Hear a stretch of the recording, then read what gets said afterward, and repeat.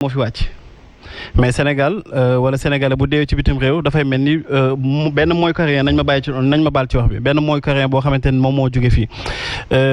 dégg nañu président de la République bind na benn communiqué ni nous allons suivre cette affaire de très près maintenant il faut que ñuy jàll ci ay suivre de très près il faut que aussi ñi nga xamante dañ leen dénk ay nomba tànk comme directeur des Sénégal de l'extérieur dem jege ji mbir yi ñu xool saytu parce que du premier du dernier sénégalais yuy dee ci ay anam yu doy waar ay sénégalais ñi ngi dee ci bitim réew fan yee dégg nañu Brésil dégg nañu Italie dégg nañu Maroc mais dafay mel ni dans une indifférence totale la te gis nga tabaski bi lu gën a taxoon mu metti sax lool ci la contribution bii jógee ci étranger di dugg si dëkk bi ñu koy estimer à hauteur de 1000 milliards donc sénégalais yooyu noonu tey waruñu leen di négliger te le plus souvent da ngay gis ni dañ leen di négliger seen dund duñ ko faratal barki dem rek état lu mu leen joxoon comme reconnaissance mooy bu ñu deewee foofu nañ leen di bàyyi avant mi delluwaat ci ay décisions maintenant leen rek benn parenthèse bu ndaw rek laa bëggoon soulever ci affaire Akilee beeg Orange bi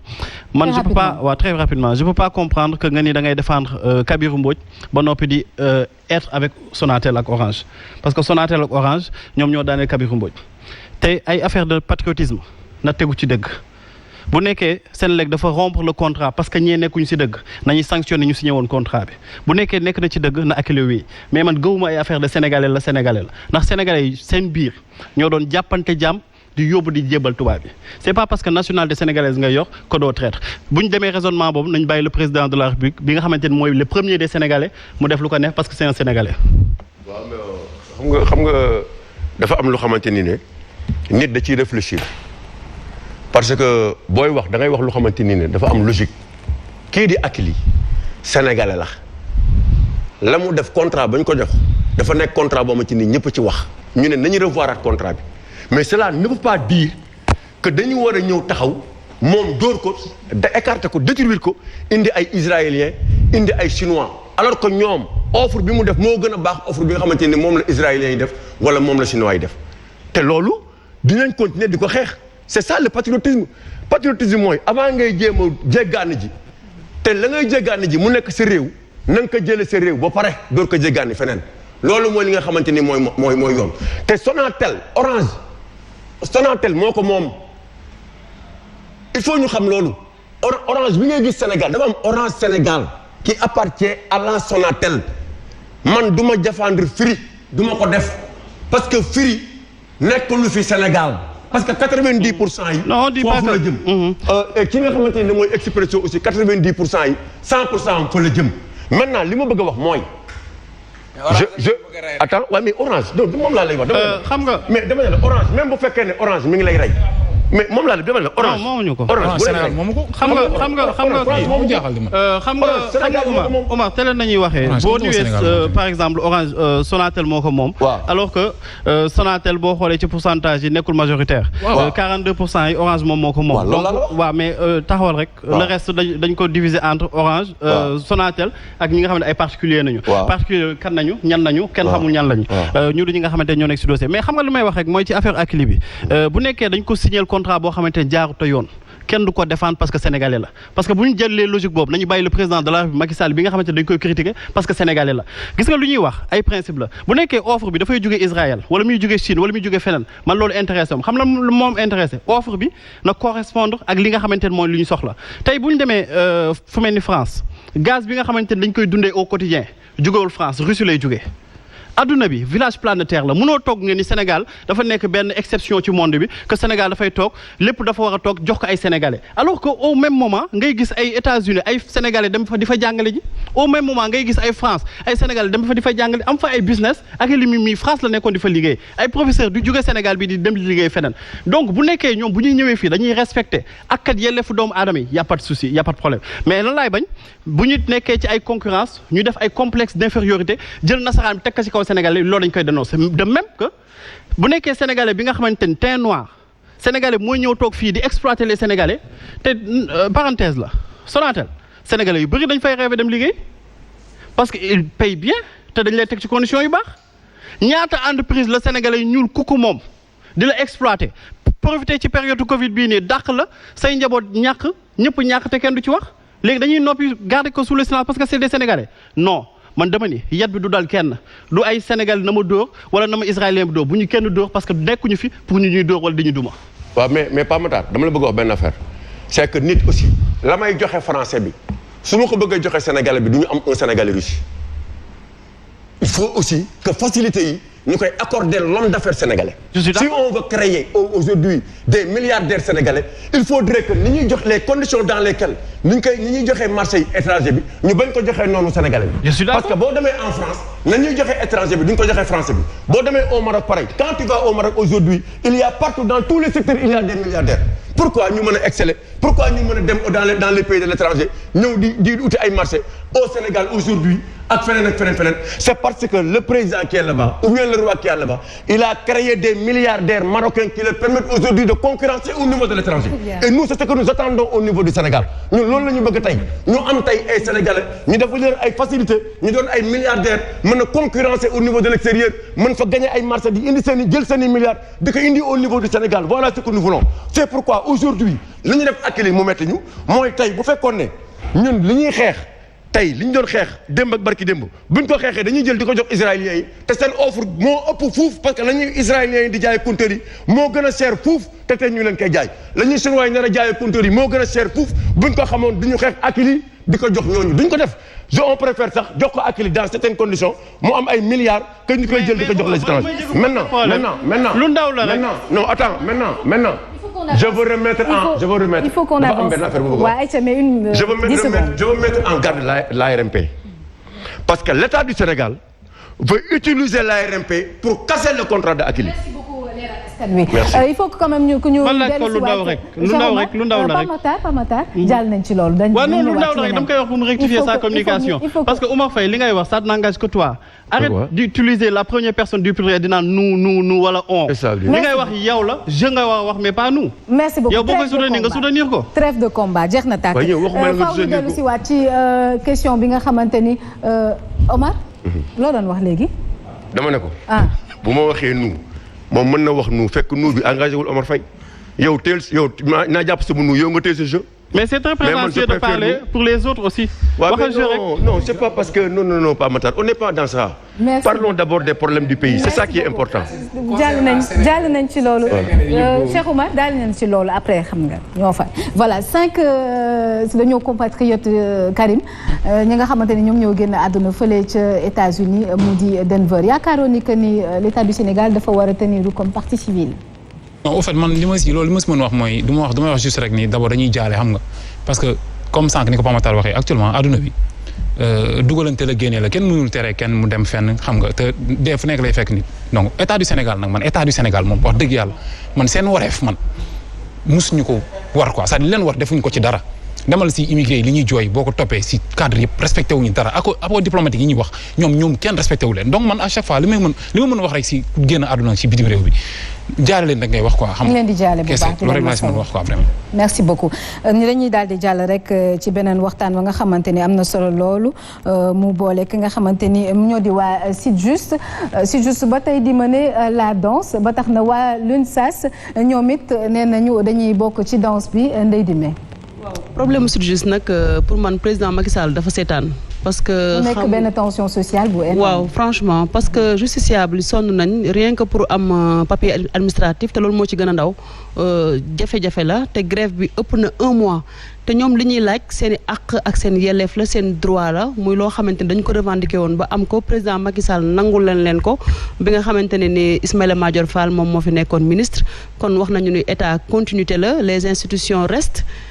nit yi dañuy dem. donc tey su fekkente ne Ismaïla Madior Fall dem na signé woon nag Sytjust ay acquis muy ay décret yoo xamante ne nii président Macky Sall signé na ko donc man gisuma fan moo war a am problème ba ministre Malick Sall lànk bañ ni du ko signé te man li ma ci jaaxal rek Yacine mooy pataaral gi nga xamante ne nii président Macky Sall daal dina koy def ci dossier bi parce que boobu ba léegi si gis nañ Malick Sall di recevoir une minorité des syndicalistes ñoo xamante ni sax grève wuñu loolu bokk na ci li nga xam ne ni moo gën a yokk ci xar mi karaw tey dañu créer dialogue social mu nekk ci constitution bi parti yi war a waxtaan mais dafa mel ni Malick Sall dañ ko bàyyeeg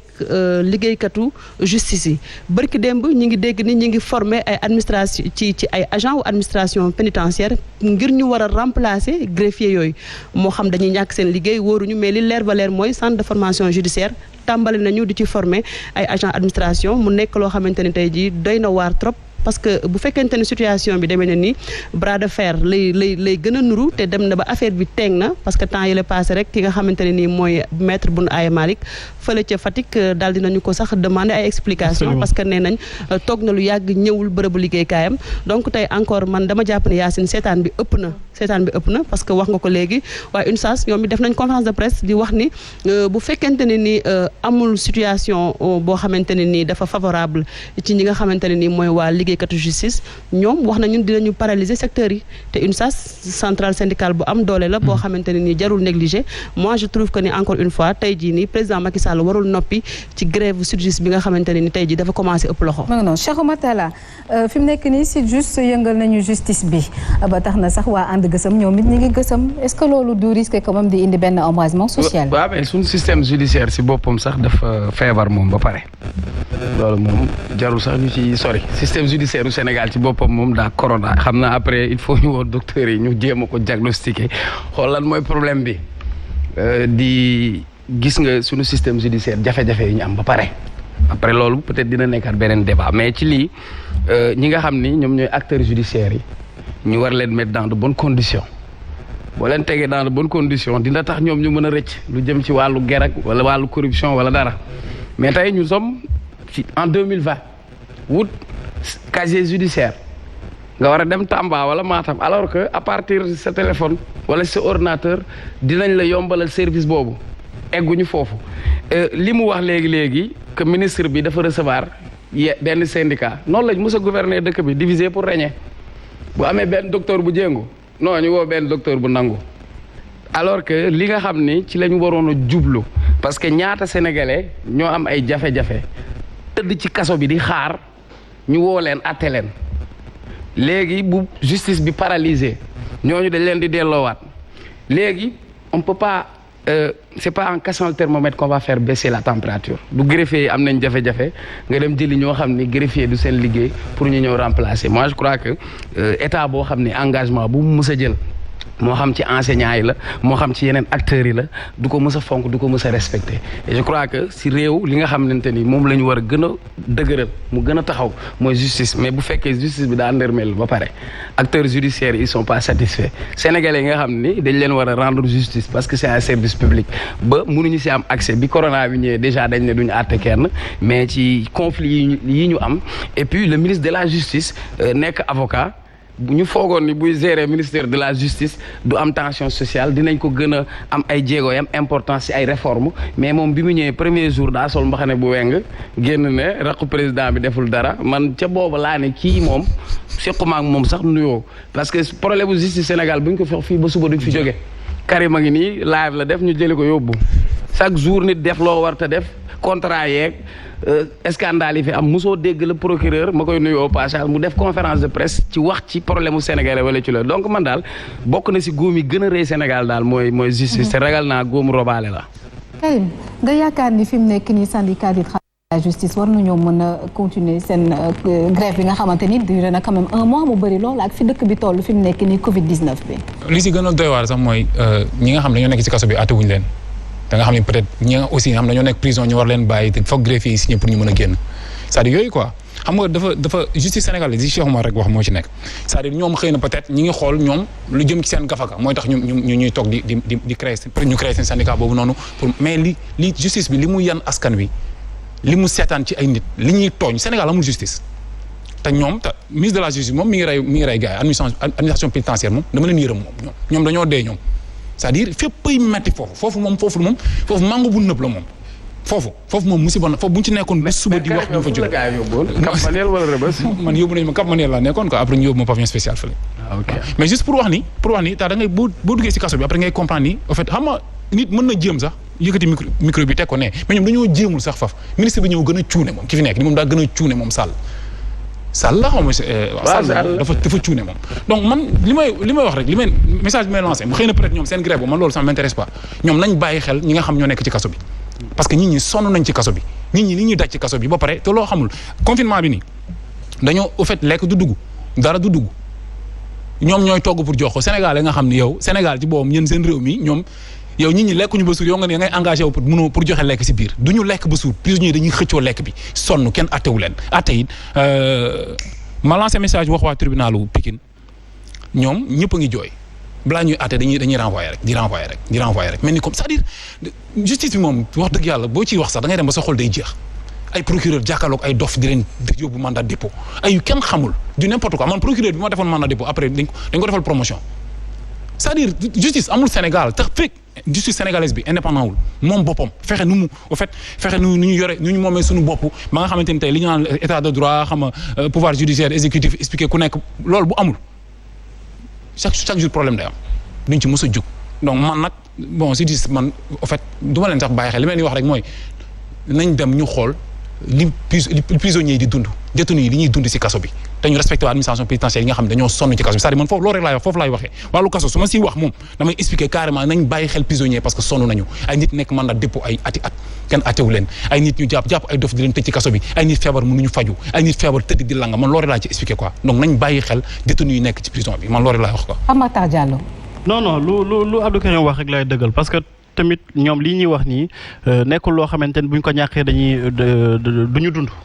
parce que ay avantage nañu laaj mais situation bi ñu toll nga dégg ni par exemple am na ñoo xamante ni ay délits mineurs dañ def ñu war leen juger mun ñu leen juger parce que greffier dañoo dem dañ nekk ci ay mouvement d'humeur loolu day waar la il faut que ñoom aussi ñu dellu si waat à plus de responsabilité parce que bu nekkee état bi nañuy xaar état bi na leen jax seen askan bi ba day dem ba seen combat yi lu mu légitime seen combat yi seen revendication lu mu audible nit ñi boobaa dootuñu ko déggal parce que dañuy naan ñi amuñu yërmande ci kaw askan bi parce que mun ñu comprendre aussi nit ñu xañ la sa njaboot pendant 3 mois 6 mois ci ay mbir yu ñàkk fayda ay contrôle d'identité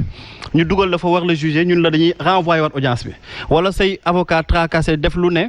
ba fexe ba nga am audience ñu taxaw ñun dañ koy renvoyer parce que greffier amu fi alors que ñoom ñu bëgg defal seen procès ñu ngi koy defal donc ñi nga xamante ni mooy greffier ak yooyu dañ leen di ñaan rek parce que aussi dëkk bi mën nañ comprendre seen frustration parce que bu ñu la nuwee démb rek ñi ngi jënd ay oto 300 millions alors que président waxoon na bu fi kenn jënd ay oto ak yenn mbir yoo xamante ni ñi ngi kon ne di jouir seen privilège ñoom mën nañ comprendre que ñu ni actuellement dootuñu defati yërmande mais nañ xalaat askan bi sóoraale leen parce que askan bi sonn nañu te ñu siy sonn